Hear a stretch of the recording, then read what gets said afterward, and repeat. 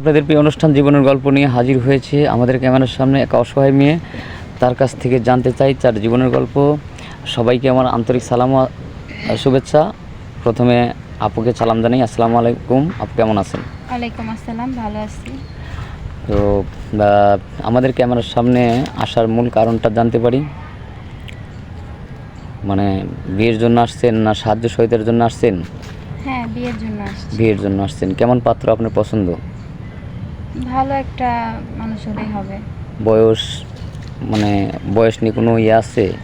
হয়তো হতে পারে 30, 40, 45 হতে না, পারে। সমস্যা নেই। সমস্যা নেই না? ভালো একজন মনে মানুষের দরকার। হ্যাঁ, তো দর্শক বিন্দুর কাছে অনেক প্রশ্ন থেকে যায়। প্রথম প্রশ্ন হচ্ছে আপনার বাড়ি কোথায়, আপনার নাম এবং ঠিকানাটা একটু বললে ভালো হয়। আমার গ্রামের বাড়ি চাঁদপুর।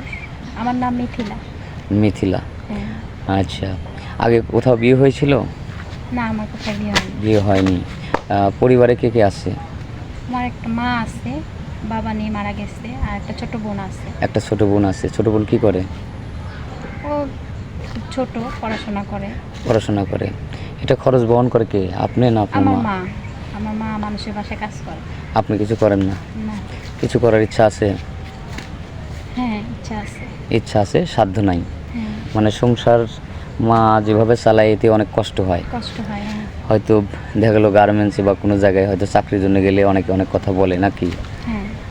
আচ্ছা, এই জন্য আসছেন যে একটা ভালো পাত্র যদি পাওয়া যায় আপনার জন্য ভালো হয়, এই জন্য আমাদের ঠিকানায় চলে আসছেন, এই তো? জি।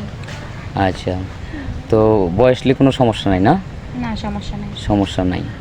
আচ্ছা, যদি মানে বাংলাদেশে বা প্রবাসে থাকে, মানে যেখানেই থাকুক না কেন, যদি আপনাকে চায়, হয়তো বয়স 30 থেকে 35 হয়েছে, একটু মানে বয়স বেশি হয়েছে, সমস্যা নেই তাতে। কোনো সমস্যা নেই না? তো আপনার ঠিকানা কিভাবে পাবে বা আপনার নম্বরটা কিভাবে পাবে? আমার তো কোনো ফোন নেই। ফোন নেই না? কারণ আমরা এই ভিডিওটা পাবলিক করছি, তো পাবলিক করলে দেখা যাচ্ছে যে আপনাকে চাবে বা আপনার নম্বর চাবে। তো এটা তো আমাদের আসলে মানে জানার দরকার যে নম্বর আছে কি না। আমি তো টাকার জন্য ফোন কিনতে পারি না, ফোন ব্যবহারও করি না। টাকার জন্য ফোন কিনতে পারেন না? আমার কাছে। আচ্ছা, ঠিক আছে, সমস্যা নেই। এখানে যারা আসছে কেউ খালি হাতে ফিরে যায় নাই। ইনশাল্লাহ আশা করি আপনিও ফিরে যাবেন না। কেউ না কেউ অবশ্যই পাশে এসে দাঁড়াবে।